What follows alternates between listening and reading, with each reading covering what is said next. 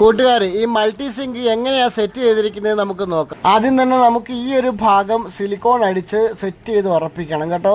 ഇതാണ് main control tap. മിക്സറാണ്, ചൂടുവെള്ളവും പച്ചവെള്ളവും കൊടുക്കാം. ഇനി നമുക്ക് ഇതിന്റെ ബാക്കിൽ പിടിപ്പിക്കാനുള്ള കുറച്ച് സാധനങ്ങളുണ്ട്. ഗ്ലാസ് കഴുകാൻ വേണ്ടിയുള്ളതും ഫിൽറ്ററിന് വേണ്ടിയുള്ളതുമായ 2 ടാപ്പുകളുണ്ട്.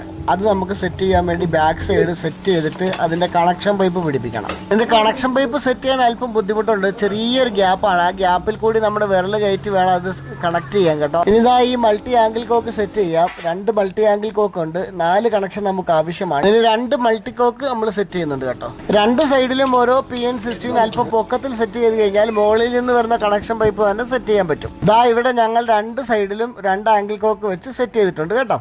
നമുക്ക് വെള്ളം തുറക്കാം. ഈ ടാപ്പ് വലിക്കുന്നതിന് വേണ്ടിയുള്ളൊരു വെയിറ്റ് അവിടെ തൂക്കിയിട്ടിട്ടുണ്ട് കേട്ടോ. ഇല്ലെങ്കിൽ അത് നമുക്ക് സെറ്റ് ആവത്തില്ല. ആ വെയിറ്റ് അവിടെ നമുക്ക് ആവശ്യമാണ്. അങ്ങനെ നമ്മുടെ മൾട്ടി സിങ്ക് റെഡി ആയിട്ടുണ്ട് കേട്ടോ.